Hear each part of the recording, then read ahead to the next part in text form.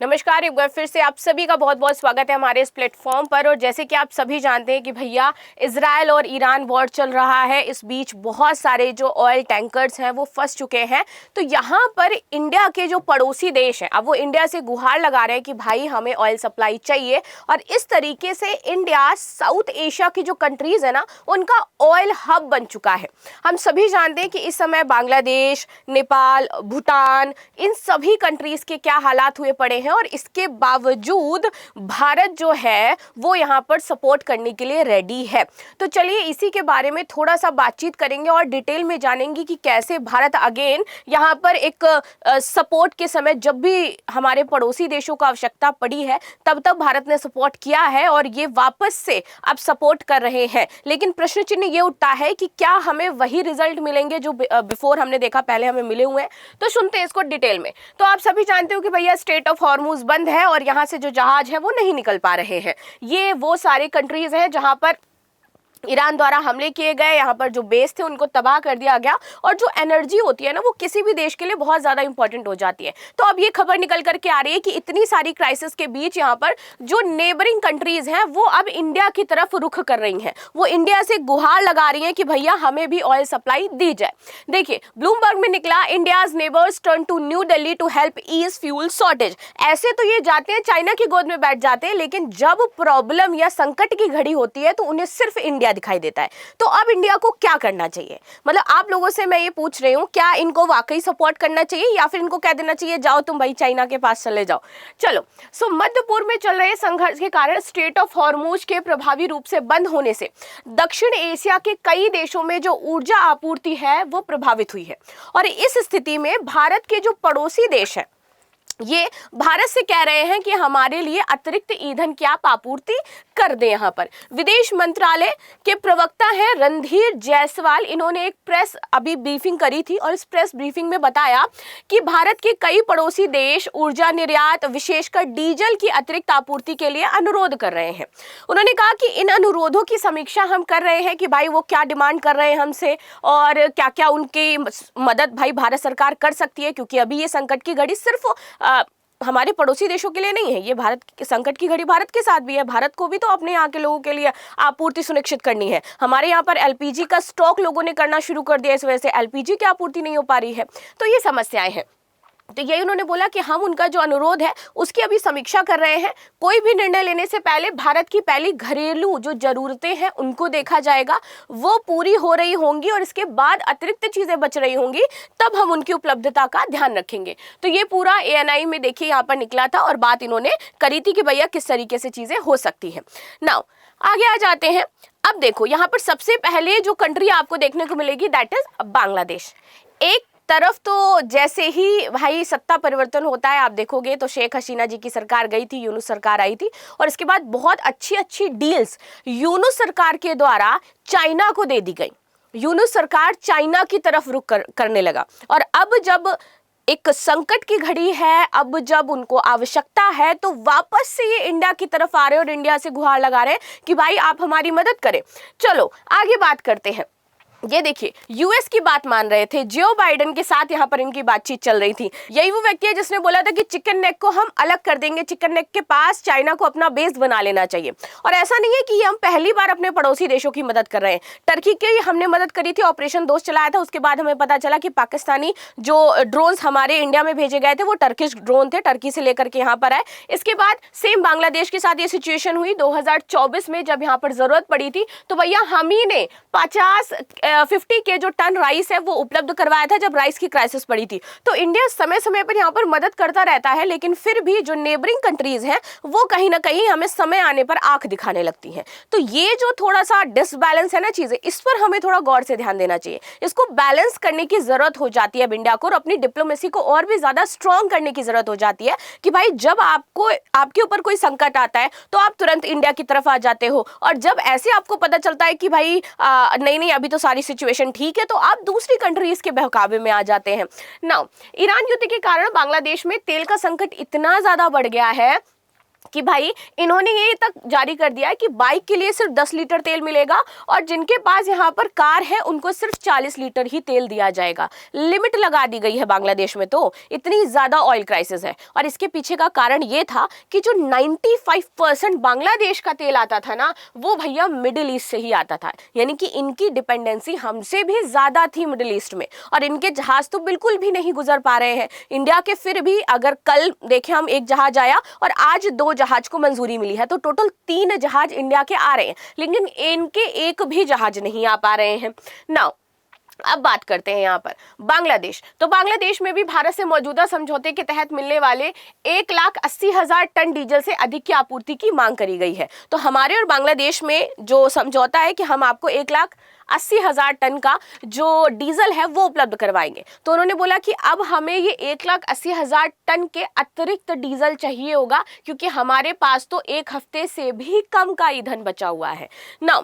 बांग्लादेश अपनी ऊर्जा जरूरतों का 80% से अधिक मध्य पूर्व से आयात करता है। और संभावित ऊर्जा संकट को अगर हम बात करें तो सरकार ने बिजली बचाने के लिए उर्वरक कारखानों को बंद कर दिया है और सजावटी रोशनी पर भी रोक लगा दी है कि वो जो लाइट्स लगाते हैं डेकोरेशन के लिए, भाई आप वो नहीं चलेंगी और ऑन रोड भी वो नहीं ऑन रहेंगी।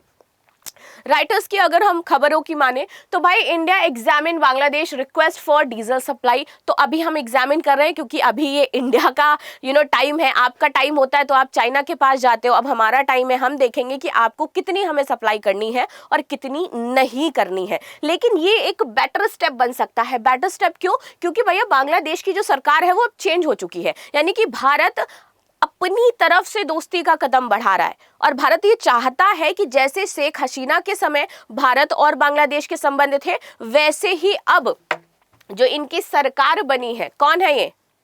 तारिक रहमान, इनके टाइम भी अब जो इंडिया है वो बेटर करे और इन दोनों के संबंध और ज्यादा अच्छे हो जाएं। इसलिए इंडिया अपनी तरफ से फर्स्ट स्टेप यहाँ पर बढ़ा रहा है चीजों को नॉर्मलाइज करने का। और इसी बीच आपने देखा भी होगा कि 5,000 टन जो डीजल है इसकी पहली खेप बांग्लादेश में हमने पहुंचाई भी थी, जिसके बाद काफी सारा ये जो वाद विवाद चला कि भाई इंडिया में आपूर्ति नहीं कर रहे हैं, पड़ोसी देशों में भेज रहे हैं, और वो भी वो पड़ोसी देश जो कभी इंडिया की सुनते ही नहीं है, राइट। चलिए, सो मिडिल ईस्ट में चल रहे तनाव की वजह से दुनिया भर में एनर्जी का संकट है। भारत ने असम के नुमालीगढ़ रिफाइनरी से क्रॉस बॉर्डर पाइपलाइन के जरिए बांग्लादेश में डीजल भेजना शुरू भी कर दिया है। बांग्लादेश पेट्रोलियम कॉर्पोरेशन के चेयरमैन हैं मोहम्मद रेजानुर रहमान ने बताया कि 5,000 टन डीजल की पहली खेप हमारे पास आई है। अब आपको थोड़ा सा ये नुमालीगढ़ जो रिफाइनरी है इसके बारे में जरूर पता होना चाहिए, बिकॉज इसका नाम आया है, इसी के थ्रू ये भेजा गया है। तो चलो इसके एस्टेब्लिशमेंट के बारे में जान लेते हैं, और ये पाइपलाइन कहां से कहां तक जाती है तो ये भी मैं आपको बता देती हूँ। ये हमारा दिनाजपुर, यहां से आपका ये जाती है नीलफामारी, एंड देन इसके बाद आपका पंचगढ़ और सिलीगुड़ी से ये पूरी पाइपलाइन पहुंच जाती है डायरेक्ट नुमालीगढ़ रिफाइनरी जो हो जाती है, यहां से इनको तेल आपूर्ति कराई जाती है।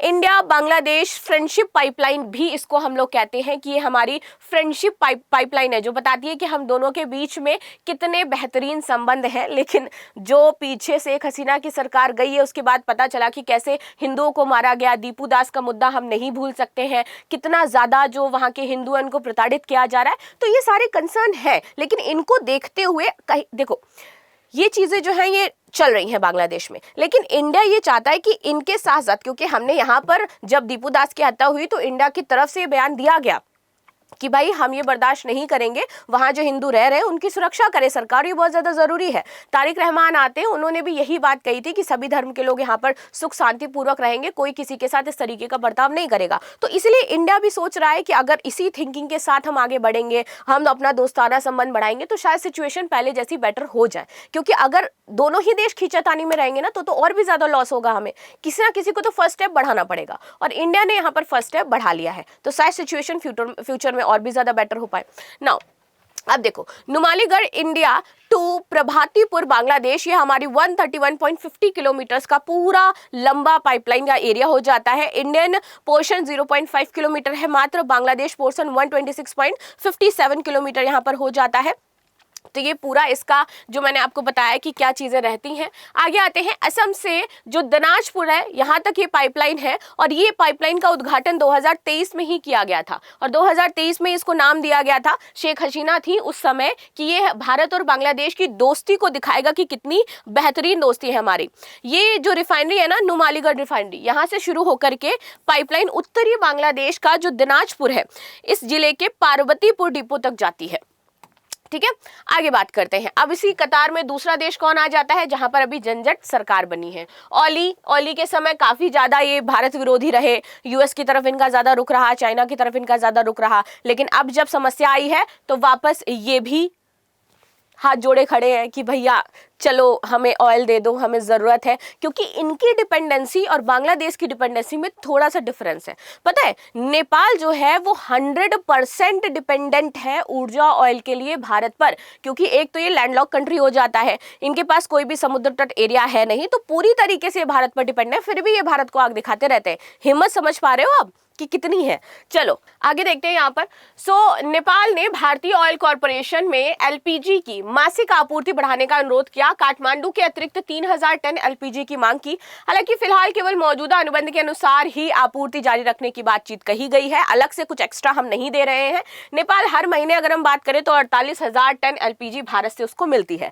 देश पूरी तरीके से ईंधन के मामले में हम पर ही डिपेंडेंट है, जिसके चलते सरकार ने गैस सिलेंडर की आपूर्ति यहाँ पर सीमित कर दी थी, क्योंकि खरीदारी में लोग ज्यादा, मतलब घबराहट में लोग ज्यादा खरीदारी कर रहे थे। इसके बाद इसी कतार में खड़ा हुआ है एक और भारत का पड़ोसी देश विच इज श्रीलंका। हम ये भी जानते हैं कि श्रीलंका के साथ भी बीच में हमारे संबंध काफी ज्यादा खराब हुए थे। रीजन यही था, मछुआरों को लेकर के श्रीलंका क्या करता था कि भाई उनको कैप्चर कर लेता था। जब भी मछुआरे उस और सीमा को, उनको याद पता तो नहीं रहता था भाई ये कौन सी समुद्री सीमा है, हम नहीं जानते। मछली पकड़ने में कई बार वो सीमा को क्रॉस कर जाते थे, तो उनको कई बार बंदी बना लिया गया। तो इसके बाद काफी ज्यादा टेंशन हुई थी, बट अब इनके आने से वो भी रिलीज होना शुरू हो रही है। तो यहाँ पर विदेश मंत्री हैं विजिता हेरात, इन्होंने रूस के राजदूत के साथ आपात बैठक कर तेल खरीदने के विकल्पों पर चर्चा करी है।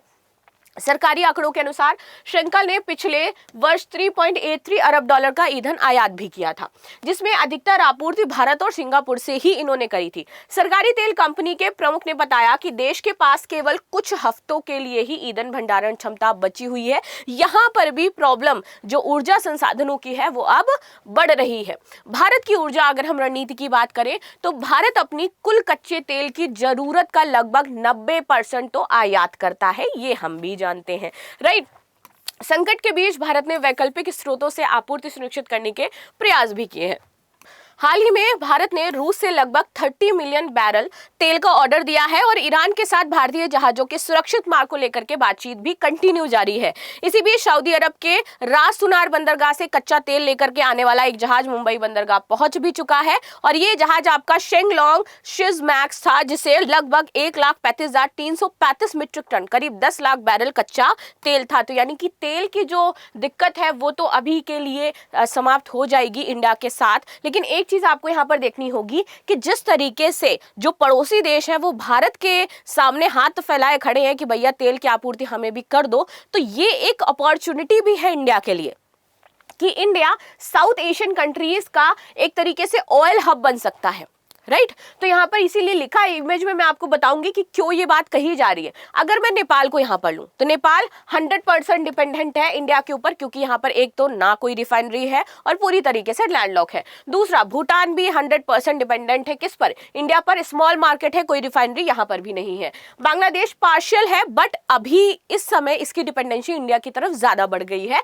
तो पाइपलाइन है, डीजल सप्लाई इनके पास है। पाइपलाइन तो अभी हमने आपको बताई कौन सी है, कमेंट में बताना। श्रीलंका की यहाँ पर मॉडरेट डिपेंडेंसी हो जाती है, लेकिन इस बीच कुछ सालों में इन्होंने इंडिया से भी काफी ज्यादा जो तेल है वो आयात किया है, तो इंपोर्ट इनका डिपेंडेंस रहता है काफी ज्यादा। मालदीव्स हाई डिपेंडेंट है हमारे ऊपर, क्योंकि इनके पास भी कोई रिफाइनरी नहीं है और कैपेसिटी यानी कि स्टोरेज की क्षमता इनके पास बहुत ज्यादा कम हो जाती है।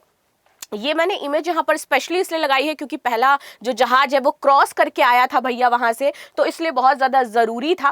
लास्ट में Iran lets 2 gas tankers sail India through the Hormuz sources say. तो इस तरीके से हमारे ईरान ने भी अलाउ कर दिया कि आप क्या करो, अपने जो 2 जहाज हैं वो यहाँ से लेकर के जा सकते हो। तो ये बताता है कि हमारी डिप्लोमेसी यहाँ पर तो फेल नहीं हो रही है, एटलीस्ट ईरान में हमारी चीजें जो है वो बेटर चल रही हैं। लेकिन अब क्वेश्चन ये उठता है कि क्या इंडिया को अपने पड़ोसी देशों के लिए डिप्लोमेसी के बारे में सोचना चाहिए, क्योंकि संकट के समय अगर पड़ोसी देश इंडिया की तरफ मुंह हाथ आंख नाक जोड़ करके खड़े हुए हैं, और जैसे ही ये संकट दूर हो जाता है तो हमें फिर बांग्लादेश में जो सिचुएशन है वो चीजें देखने को मिलती हैं।